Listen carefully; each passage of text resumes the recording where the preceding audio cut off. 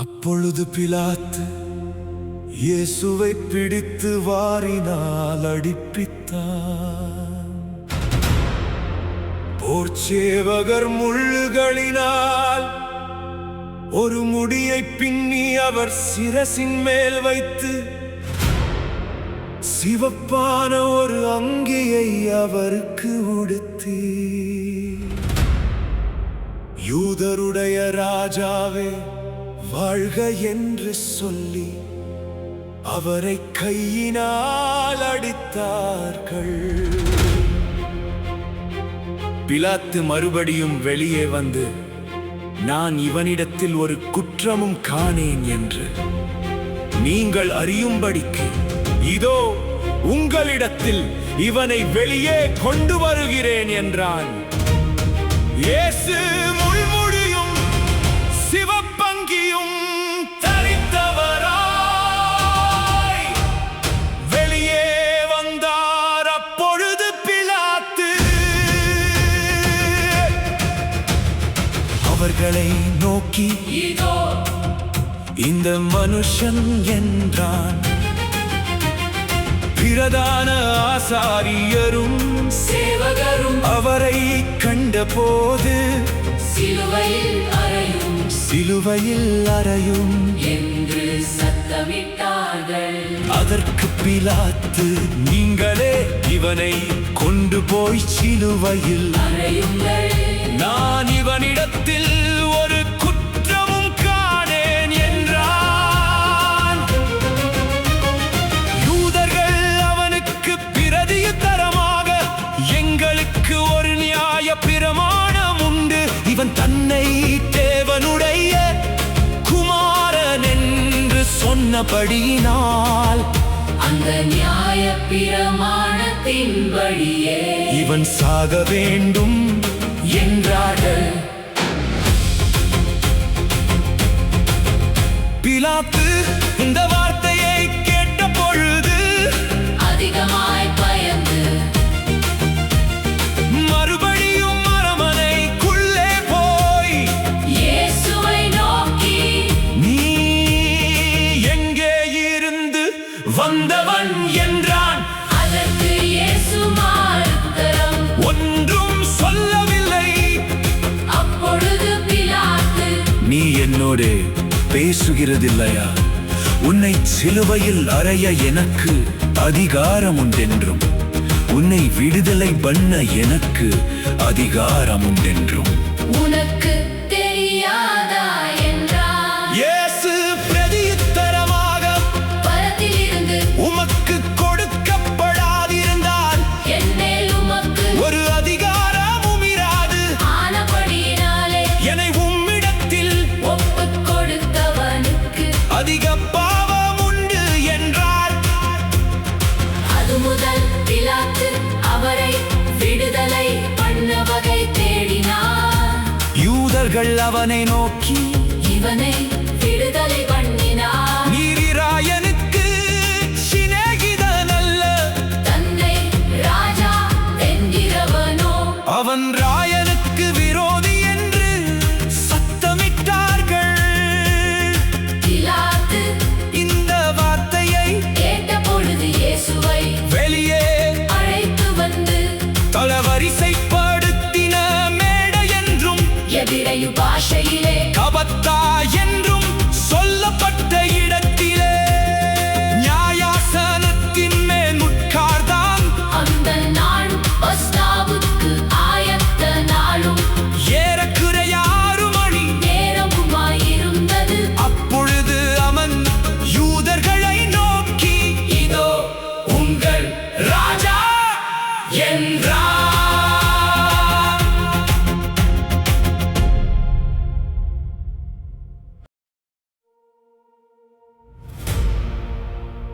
அவர்கள் இவனை அகற்றும் சிலுவையில் அறையும் என்று சத்தமிட்டார்கள். அதற்கு பிலாத்து, உங்கள் ராஜாவை நான் சிலுவையில் அறையலாமா என்றான். பிரதான ஆசாரியர் பிரதியுத்தரமாக, இராயனே அல்லாமல் எங்களுக்கு வேறே ராஜா இல்லை என்றார்கள். அப்பொழுது அவரை சிலுவையில் அறையும்படிக்கு அவர்களிடத்தில் ஒப்புக் கொடுத்தான். அவர்கள் இயேசுவை பிடித்துக் கொண்டு போனார்கள். அவர் தம்முடைய சிலுவையை சுமந்து கொண்டு எபிரேய பாஷையிலே கொல்கொதா என்று சொல்லப்படும் கபாலஸ்தலம் என்கிற இடத்திற்கு புறப்பட்டு போனார். அங்கே அவரை சிலுவையில் அறைந்தார்கள். அவரோட கூட வேறு 2 பேரை 2 பக்கங்களிலும் இயேசுவை நடுவிலுமாக சிலுவைகளில் அறைந்தார்கள். பிலாத்து ஒரு மேல் விலாசத்தை எழுதி சிலுவையின் மேல் போடுவித்தான். அதில் நசரேயனாகிய இயேசு யூதருடைய ராஜா என்று எழுதியிருந்தது. இயேசு சிலுவையில் அறையப்பட்ட இடம் நகரத்திற்கு சமீபமாயிருந்தபடியினால் யூதரில் அநேகர் அந்த மேல் விலாசத்தை வாசித்தார்கள். அது எபிரேய, கிரேக்கு, லத்தீன் பாஷைகளில் எழுதியிருந்தது. அப்பொழுது யூதருடைய பிரதான ஆசாரியர் பிலாத்துவை நோக்கி, யூதருடைய ராஜா என்று நீர் எழுதாமல் தான் யூதருடைய ராஜா என்று அவன் சொன்னதாக எழுதும் என்றார்கள். பிலாத்து பிரதியுத்தரமாக, நான் எழுதினதே என்றான். போர் சேவகர் இயேசுவை சிலுவையில் அறைந்த பின்பு அவருடைய வஸ்திரங்களை எடுத்து ஒவ்வொரு சேவகனுக்கு பங்காக 4 அங்கியையும் எடுத்தார்கள். அந்த அங்கி தையல் இல்லாமல் மேலே தொடங்கி முழுதும் நெய்யப்பட்டதாயிருந்தது. அவர்கள், இதை நாம் கிழியாமல் யாருக்கு வருமோ என்று இதை கிழித்து சீட்டு போடுவோம் என்று ஒருவரோடொருவர் பேசிக் கொண்டார்கள். என் வஸ்திரங்களை தங்களுக்குள்ளே பங்கிட்டு என் உடையின் மேல் சீட்டு போட்டார்கள் என்கிற வேத வாக்கியம் நிறைவேறத்தக்கதாக போர்ச்சேவகர் இப்படி செய்தார்கள். இயேசுவின் சிலுவையின் அருகே அவருடைய தாயின் சகோதரி கிளையோப்பா மரியாளும் மகதலேனா மரியாளும் நின்று கொண்டிருந்தார்கள். அப்பொழுது இயேசு தம்முடைய தாயையும் அருகே நின்ற தமக்கு அன்பாயிருந்த சீஷனையும் கண்டு தம்முடைய தாயை நோக்கி, ஸ்திரியே, அதோ உன் மகன் என்றார். பின்பு அந்த சீஷரை நோக்கி, அதோ உன் தாய் என்றார். அந்நேரத்தில் அந்த சீஷன் அவரை பன்னிடமாய் ஏற்றுக்கொண்டார். அதன் பின்பு எல்லாம் முடிந்தது என்று இயேசு அறிந்து வேத வாக்கியம் நிறைவேறத்தக்கதான தாகமாயிருக்கிறேன் என்றார். காடி நிறைந்த பாத்திரம் அங்கே வைக்கப்பட்டிருந்தது. அவர்கள் கடற்காலானை காணியிலே தோய்த்து ஈசோப்பு தண்டில் வாட்டி அவர் வாயினிடத்தில் நீட்டிக் கொடுத்தார்கள்.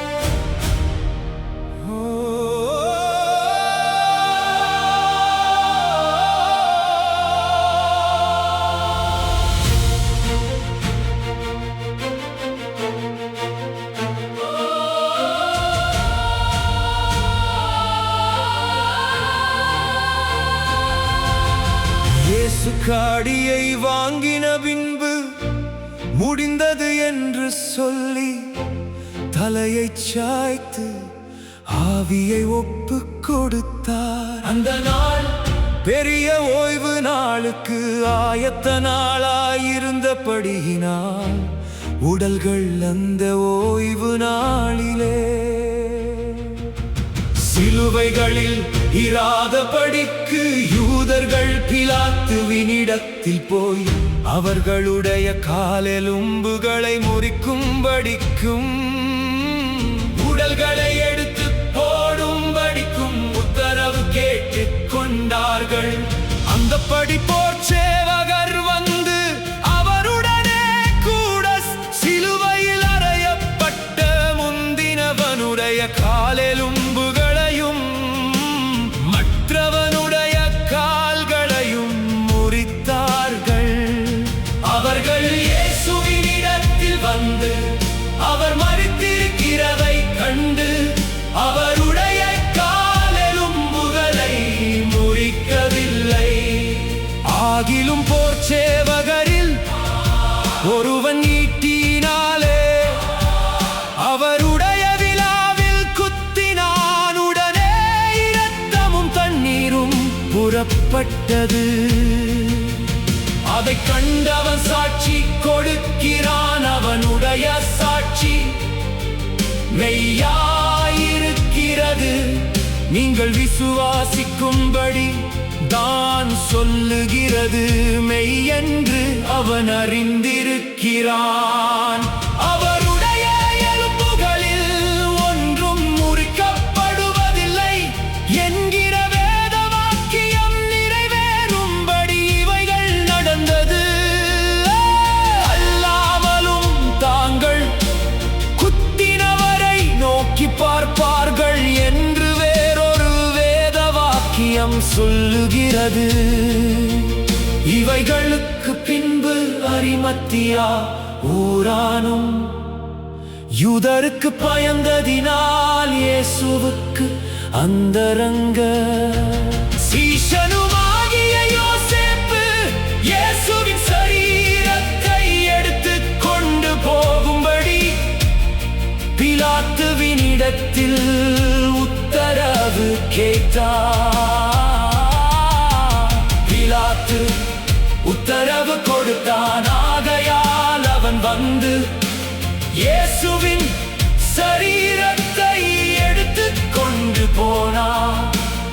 ஆரம்பத்திலே ஒரு இராத்திரியில் இயேசுவினிடத்தில் வந்திருந்த நிக்கோதேமு என்பவன் வெள்ளை போலமும் கரிய போலமும் கலந்து ஏறக்குறைய 100 இராத்தல் கொண்டு வந்தான். அவர்கள் இயேசுவின் சரீரத்தை எடுத்து யூதர்கள் அடக்கம் பண்ணும் முறைமையின்படியே அதை சுகந்தவர் கண்களுடனே சீலைகளில் சுற்றி கட்டினார்கள். அவர் சிலுவையில் அறையப்பட்ட இடத்தில் ஒரு தோட்டமும் அந்த தோட்டத்தில் ஒரு காலும் ஒருவன் வைக்கப்பட்டிரால ஒரு புதிய கல்லறையும் எழுந்தது. யூதருடைய ஆயத்த நாளானபடியினாலும் அந்த கல்லறை சமீபமாயில் இருந்தபடியினாலும் அவ்விடத்திலே இயேசுவை வைத்தார்கள்.